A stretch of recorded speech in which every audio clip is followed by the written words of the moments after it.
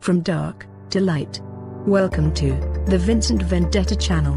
On today's show, Vincent will be covering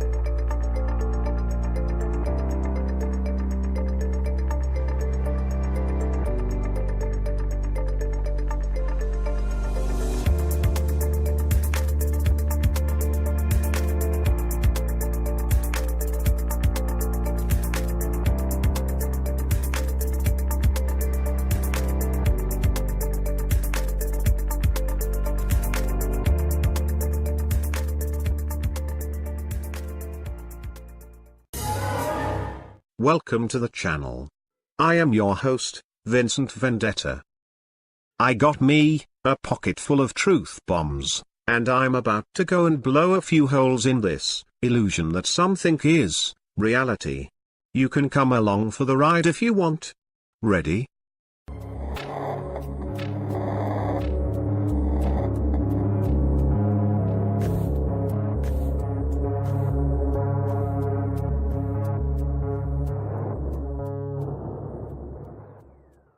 New evidence proves that a foreign government meddled in the 2016 US election. But that government identified was not Russia, it was in fact Her Majesty's Paddo Islands, otherwise known as the UK. As the Russia meddling into the 2016 election unwinds, the meddling by the UK is becoming unsurprisingly more apparent. We've known for some time that the Clinton campaign and the FBI worked with former UK spy Christopher Steele, who authorized a dossier of salacious nonsense about Donald J. Trump. Steele was reportedly paid by Fusion GPS for the document. However, the Steele dossier was never verified, and is suspect of being total fiction. This act alone, by a spy from the UK, is troubling enough, but that's not it. George Papadopoulos, the lower-level campaign worker for their Trump campaign, appears to have been targeted by 3 individuals with ties to UK and US intelligence: Joseph Mifsud, Alexander Downer and Stefan Halper. So, what about these 3 individuals? Joseph Mifsud and Papadopoulos obtained positions at an organization named the Center for International Energy and Natural Resources Law and Security. Papadopoulos was relatively unknown at the time. As for Mifsud, well, he vanished in early November 2017, shortly after Papadopoulos was in the news and indicted. Mifsud's whereabouts are still unknown. At least for now. Although the common story is that Ms. Fudd is a Russian agent, but we see that Ms. Fudd has many ties with UK intelligence, as was confirmed by Julian Assange on a Twitter thread. Alexander Downer. Although not a Brit, Alexander Downer is an Australian individual who apparently overheard Papadopoulos talk about Trump and Russia in a bar, which alerted the FBI story and their eventual spy program on Trump. This story has been refuted for months. The Downer and Papadopoulos meeting has been portrayed as a chance encounter in a bar. But that does not appear to be the case. Shortly after the meeting, the FBI's Peter Strzok was in London on August 3, 2016. The Trump investigation officially started around that time. Alexander Downer has direct ties to UK intelligence firm Hackluit, where he served on the advisory board from 2008 to 2014. Stefan Halper. Halper has been identified as a potential spy into the Trump campaign, and one individual that we should all be taking a closer look at. According to Jeff Carlson at The Market's Work, my guess is Papadopoulos never knew what hit him. A young man, suddenly thrust into a position beyond his experience. Papadopoulos made for an easy intelligence target. Carter Page almost certainly discussed the just complete Moscow trip with his host, Stefan Halper, during the London Symposium. It's now being reported that Devin Nunes has learned the identity of a top-secret intelligence source that was part of the FBI's counterintelligence investigation. I think there's a decent chance that source is Stefan Halper. Halper had contact with both Papadopoulos and Carter Page. Halper had connections with UK intelligence and US intelligence. Halper met with Carter Page just days after Page's Moscow trip. Stefan Halper was paid more than $400,000 for his efforts to set Papadopoulos up and get him to sing to the Australian Downer about Hillary's emails being held by Russia. Halper and others planted this information on Papadopoulos before he shared this with the Australian in a drunken London pub discussion. Additional research shows that Halper was a classmate of impeached President Slick Willie, otherwise known as Bill Clinton. Halper apparently knew Bill Clinton well, in their days at Oxford. He later worked as an advisor to the Clinton administration. So, there was much motivation and many connections. But these three men aren't the only ones involved in this conspiracy against the American people and their duly elected president. On the last show I mentioned the sudden resignation of the director of the UK's GCHQ, Hannigan, who took over at the UK's surveillance agency in November 2014, to oversee a more open approach, after revelations by the US National Security Agency whistleblower, or deep state hack, Edward Snowden, put GCHQ on the defensive in 2013. Hannigan informed his staff about his resignation just hours before making it public, which is very unusual. Officially, we were told that Hannigan stepped down due to his wife's health, as well as his two elderly parents to look after. Now, old age doesn't suddenly happen overnight, so surely Hannigan knew his parents would be needing some care, and his wife, who is suffering from an illness that did not suddenly arrive that day, should have also been known for some time. So, why the sudden rush? Why the urgency to leave as quickly as possible, and why so abruptly? I'm not saying that looking after family is a bad thing, in fact I'd say it is of most importance, but I cannot help thinking that Hannigan is deeply involved in this conspiracy, and is looking to get out of the limelight before the FaceZA declassification is dropped. Based on the information to date, Her Majesty's Paddo Islands, otherwise known as the UK, had more to do with the 2016 US presidential election than Russia. The Obama team and the Clinton campaign spied on the Trump administration, and used the entire government apparatus, including the CIA, the FBI, the Department of Justice and others, to do so. And it has become increasingly evident that They received a lot of help from Her Majesty's Pedo Islands, otherwise known as the United Kingdom. These sociopathic lunatics were willing to risk World War III with Russia, a nuclear one, rather than face a Donald Trump presidency. Now ask yourself, why on earth would they risk that? World War III with Russia? A nuclear war? What could be so damning that these lunatics would go to such extreme lengths, killing most if not all of us with their reckless, insane plans? What are they hiding? The answer to this question is horrifying, and in a sentence would sound too absurd to fathom. So, instead, I will deliver you pieces of the jigsaw, in order for you to create the pattern and realize it for yourselves, piece by piece.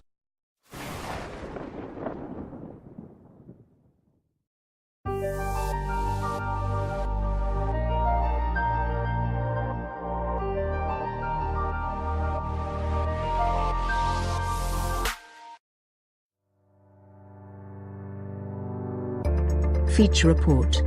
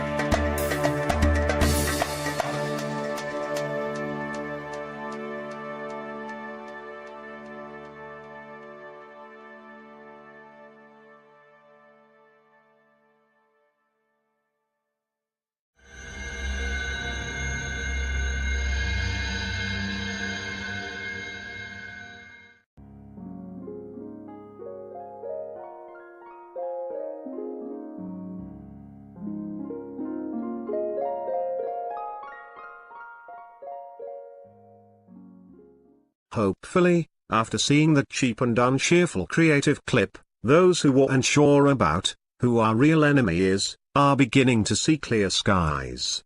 You see, there are some out there that want you to fight with controlled opposition, but I say we directly aim for the controllers.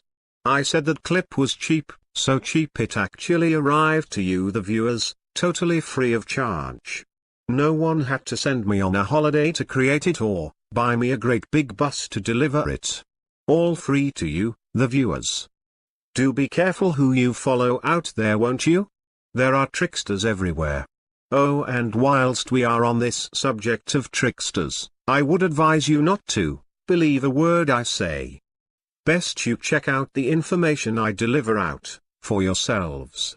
It's all out there waiting to be found, for you to debunk me or realize what a real truther does for free, with no charge, no begging, no guilt trips, no funding, no sponsors, no political affiliations, no great big bus and no nonsense. Sure, maybe my opening clips are getting a bit fancy, and some of the packaging is beginning to change. That's just me getting creative. Don't like it? Then maybe it's time you went elsewhere. I'm sure there will be someone else who will come along and take your space. And even if they don't, why watch a channel you don't like? That's just weird. This is my channel, my house, my space, my way of communicating some truth to the world. This isn't something I really wanted to do, so if I'm going to do it at all, I will do it to the best of my ability, and most importantly, I will do it my way.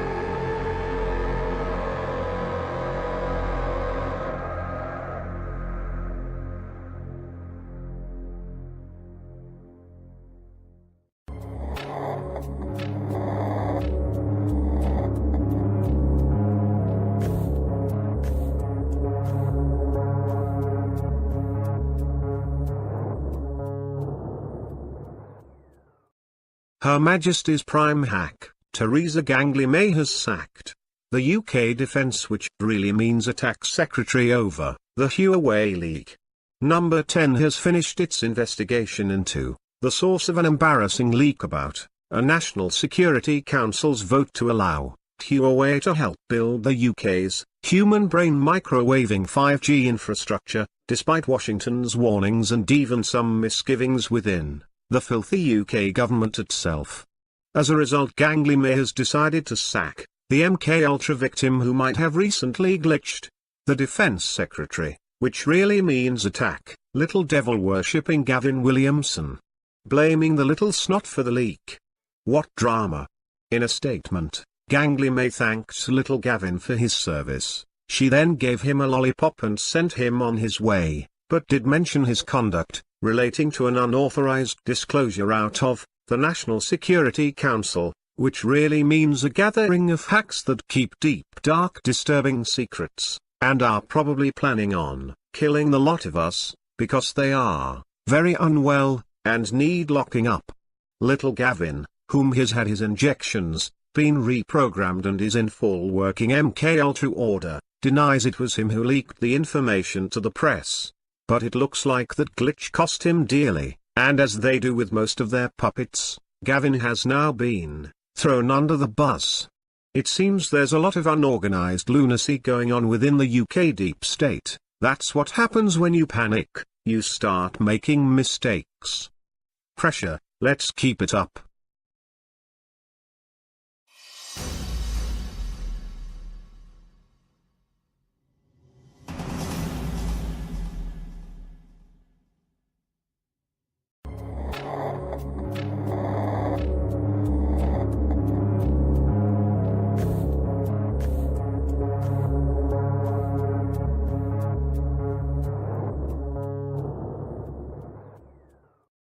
An American demon rat, state representative says, men should be castrated to end abortions, and then taxed to store their, wait for it, sperm.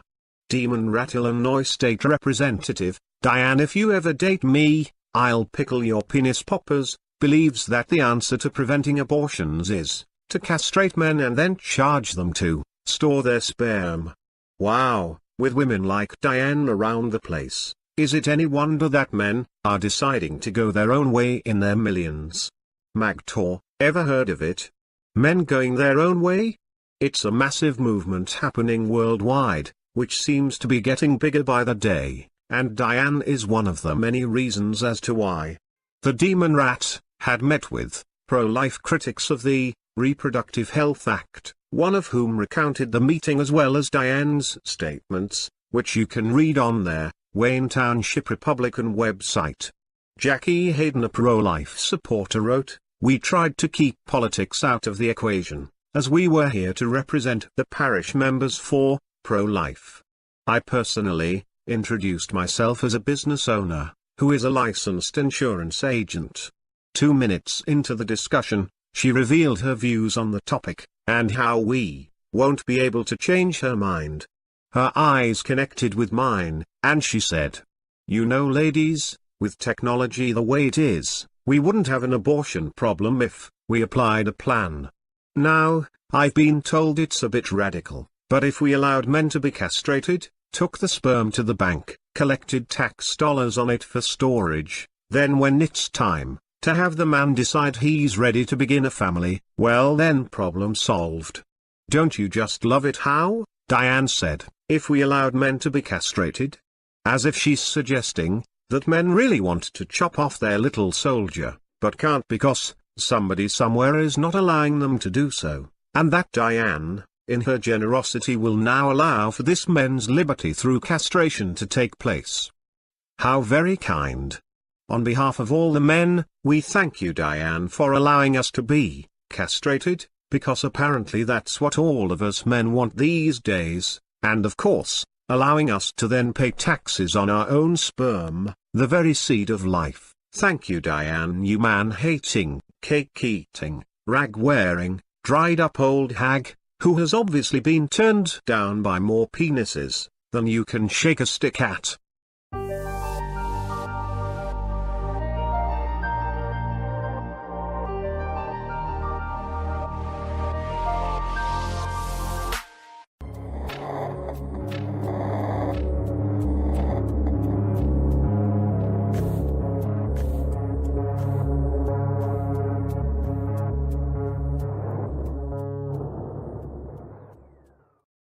Bad actress and Me Too activist, Alyssa I'm angry because I'm desperate Milano, took to MSNBC airwaves on Monday, to defend the touchy-feely, hair-sniffing, demon rat presidential candidate, Joe Biden, over sexual claims of misconduct.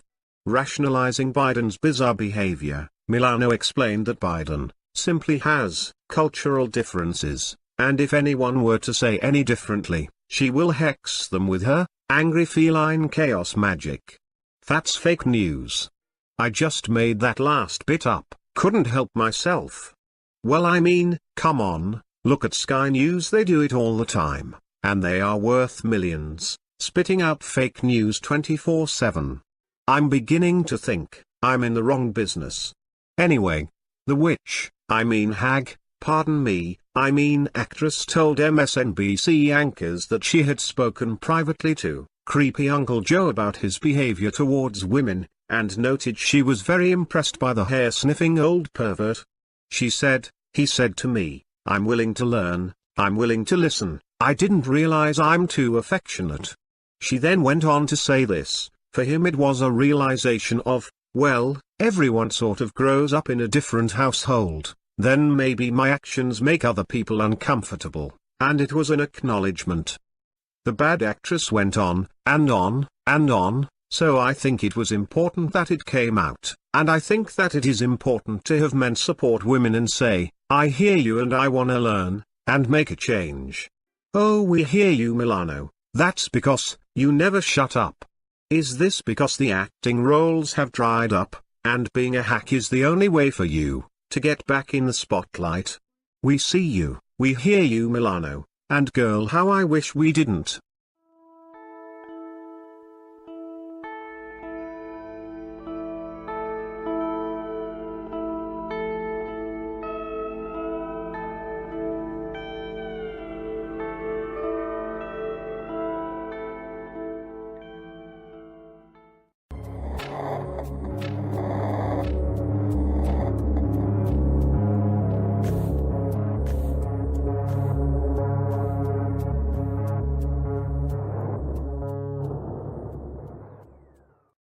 The globalist-controlled media and politicians are certainly ramping up the fear factor when it comes to sustainable development.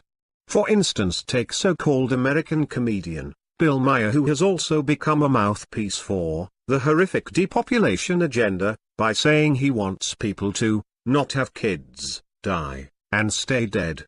As he argued that humans hurt the environment, he concluded that it would be better for the earth for more people to not have kids, die, and stay dead. In politics we also see various hacks use doomsday messages to trigger anxiety that will hopefully turn to votes. Take progressive, surreal, nutball Alexandria Ocasio-Cortez, who warns people that planet Earth only has 12 more years before it is destroyed by, you guessed it, climate change. And more recently we have Demon Rat presidential candidate Beto Milk Me Holy Cow O'Rourke, who sounded the alarm on Monday, claiming that civilization only has 10 years left to address climate change.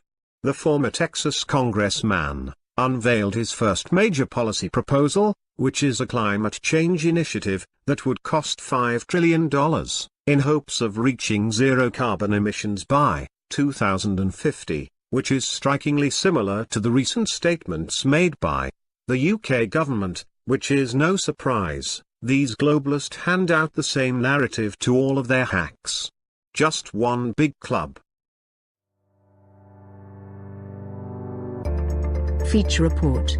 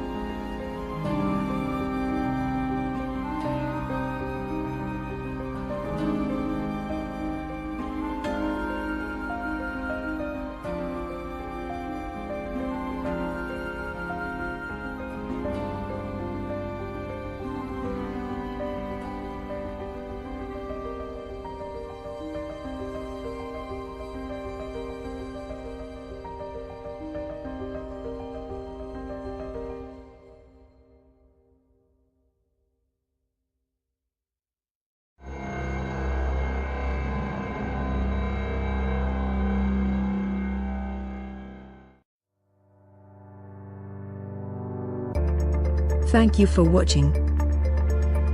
More uploads coming soon.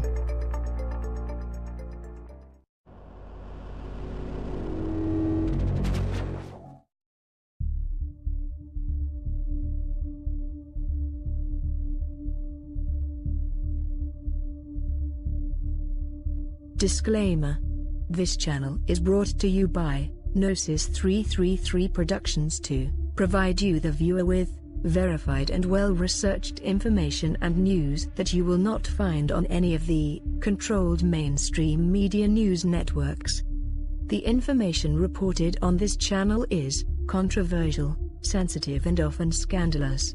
Delivered with unfiltered honesty and sometimes brutal wit that some may find upsetting and disturbing. If you continue to view this channel, you are accepting all the terms of this disclaimer notice. If you do not agree with any of this disclaimer or broadcasts, then you should not continue to view any more content on this channel.